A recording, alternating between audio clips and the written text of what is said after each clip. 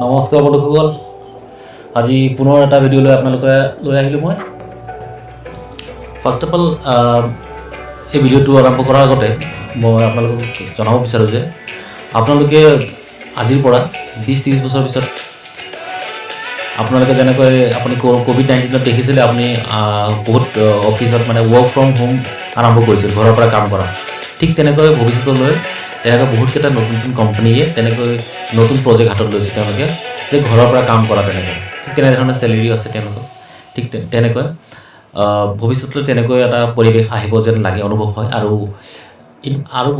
এটা কথা ক'ব জনাব বিচাৰিছোঁ যে আপোনালোকে যে বৰ্তমান অনলাইন চেলিং, ডাইৰেক্ট চেলিং গোটেইকেইটা দেখি পায়। এমেজন, ফ্লিপকাৰ্ট এইবিলাকৰ পৰা শ্বপিং নিশ্চয় কৰিছে, কিবা অৰ্ডাৰ কৰিছে। এইবোৰৰ যিটো ডেলিভাৰী বয় আহি পেলাই আপোনালোকক দিবহে। আজিৰ পৰা 10-20 বছৰ পিছত সি কিন্তু আপোনালোকক ডেলিভাৰী বয় সেইবোৰ ডেলিভাৰ কৰিব নাহিব বন্ধুসকল। তাৰ কাৰণে আপোনালোকক যিটো ড্ৰোন আছে নহয়, আমি যে কেতিয়াবা বিয়াহত গ'লে দেখা পাওঁ যে ড্ৰোনেদি ফটো উঠাই কেমেৰা কৰিছে। আপোনালোকে নিশ্চয় দেখা পাইছে ক'ৰবাত মন্ত্ৰী MLA যেতিয়া মিটিং হয়, ড্ৰোনেদি যিটো ভিডিঅ' ৰেকৰ্ডিং কৰে তেনেকৈ চেনেলবোৰে। ঠিক তেনেকৈ ড্ৰোনে আপোনাৰ ডেলিভাৰী কৰিব সকলো বস্তুবোৰ। গতিকে তেনে এটা ক্ষেত্ৰত নতুন মানে এটা প্ৰজেক্ট আৰম্ভ হৈ আছে। এই কোম্পানীটো, যিটো কোম্পানী আপুনি চাই আছে বৰ্তমান, ইনফ'এজ বুলি কয়। ইনফ'এজৰ কামবোৰ হ'ল বৰ্তমান যিটো কাম কৰে, সেইটো কাম হয় সিহঁতে যিটো অনলাইনত যিটো চাকৰি এপ্লাই কৰে, naukri.com, এইটো সিহঁতৰ হয়। naukri.comটো ইনফ'এজৰ হয়। তেনেকৈ মেট্ৰিমনিয়েল ৱেবছাইট, জীৱনসাথী.com এইবোৰ সিহঁতৰ হয়। ক্লাছিফাই প্লেটফৰ্ম 99acres.com এনেকৈ এডুকেশ্যনেল ৱেবছাইট, এইবিলাক চব অনলাইনৰ বিজনেছ। IT ছেক্টৰত মানে কাম কৰে এইটো কোম্পানীয়ে, ইনফ'এজে। আৰু ইয়াৰ মাৰ্কেট কেপ এটা ডাঙৰ কোম্পানী, 80,000 কোটি টকাৰ কোম্পানী হয়। আৰু ইনফ'এজৰ যিটো মানে নতুন কোম্পানীলৈ মানে কেনেকৈ মানে এটা নতুন এটা প্ৰজেক্টলৈ কাম আৰম্ভ কৰিবলৈ গৈ আছে, সেই প্ৰজেক্টটো আপোনালোকৰ এইটো চাওক। Info Edge invested in drone startup help with Swiggy and making deliveries. মানে ডেলিভাৰী ছিষ্টেমটো সিহঁতে কিবা মানে যিমান ডেলিভাৰী কৰিব, মানে জমেটো, ছুইগি, এমাজন সকলোবোৰৰ মানে প্ৰজেক্টবোৰ, মানে ড্ৰোন বনোৱাৰ প্ৰজেক্টবোৰ সিহঁতে কামটো হাতত লৈছে। গতিকে সিহঁতৰ কাম দ্ৰুতগতিত আগবাঢ়ি আছে।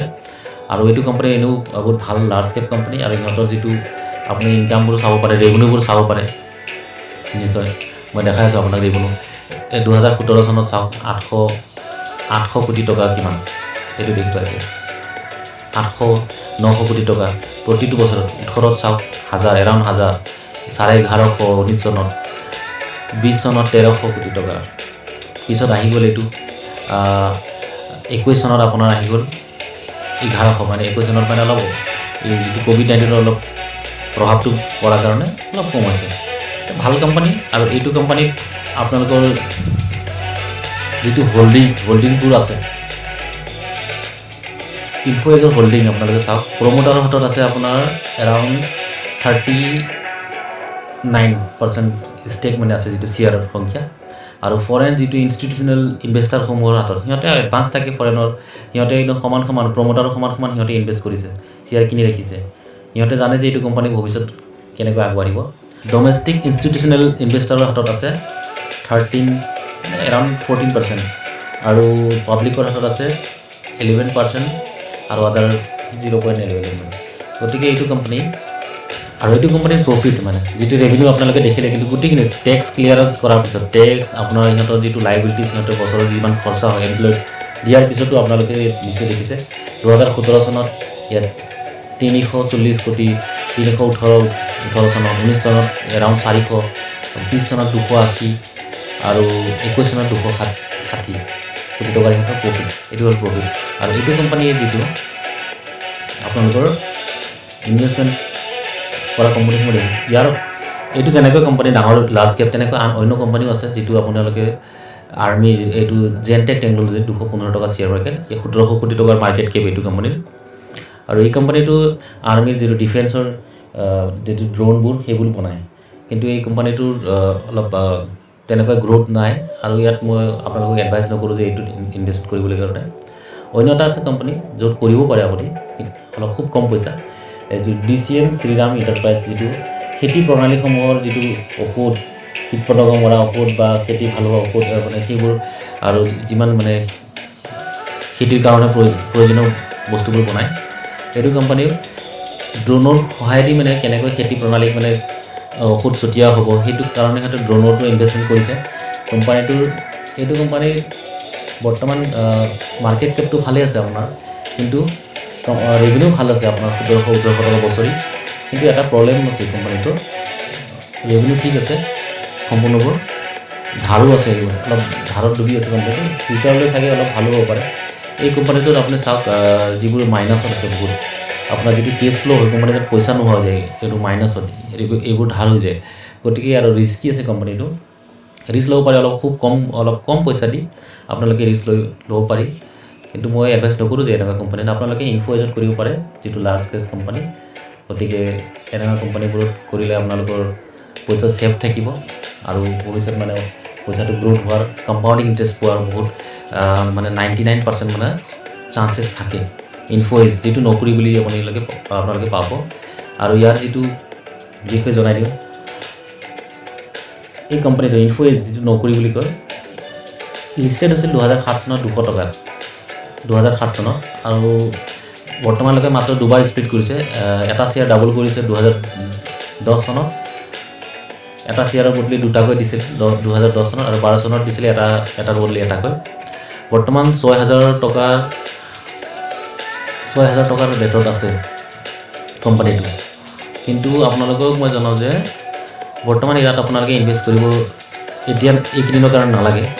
এটলিষ্ট আপোনালোকে আৰু কেইদিনমান ৰখি যাওক, 15 দিন 20 দিনমান ৰখক। তাৰপিছত এইটো শ্বেয়াৰৰ মূল্য 4,800-5,000 আহি যাব। তেতিয়া আপোনালোকে ইনভেষ্টমেণ্ট কৰিব পাৰিব। তেতিয়া আপোনালোকৰ যিটো গ্ৰ'থ হ'ব আপোনালোকৰ অলপ ভাল হ'ব, কাৰণ শ্বেয়াৰ কমত পালে মানে আপোনালোকৰ ইনক্ৰিজ হ'ব নিশ্চয় 20 বছৰ আৰু লং টাৰ্মৰ কাৰণে, শ্বৰ্ট টাৰ্মৰ কাৰণে নহয় বন্ধুসকল।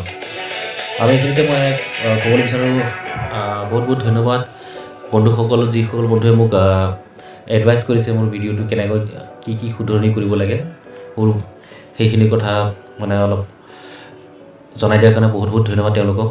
আৰু মই নিশ্চয় তেনেকৈ নিজকে ডেভেলপমেণ্ট কৰিম। আৰু আপোনালোকে ছাবস্ক্ৰাইব কৰিব চেনেলটো আৰু চাই থাকিব এনেকুৱা ভিডিঅ' চাবলৈ কাৰণে। আৰু কিছুমান ফ্ৰেণ্ডছ আছে, তেওঁলোককো মোৰ এটা ইনফৰ্মেশ্যন আছে। হাই friends, first of all I would like to thank you everyone, those who are advising me how to develop my channel and all. One more thing guys, actually I am trying my level best to give you any particular knowledge regarding about the share market and all. Actually thing is that the voice quality means not the way I feel and you guys feeling is not able to speak properly the word when I'm mixing the both language, Assamese with English. At that time, I don't know what happened to me. Even I cannot be able to pronounce properly that one particular word also. I don't know why. After uploading my video YouTube, when I watch, I feel these guys it seems like the explaining matter lacking behind of the knowledge. Means like I feel that these guys don't know the knowledge. I think he by heart from some other some other books or something and explaining like this and all, but not at all guys. Actually thing is that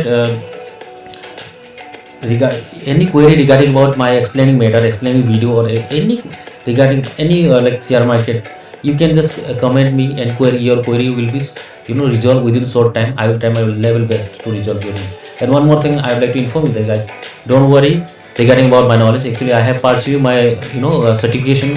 I have completed NISM level 5 mutual fund distributor and level 10A which is investment advisor and 10B which is investment advisor 2. Still I am giving betterment for that. So thank you for your guidance guys, and don't forget to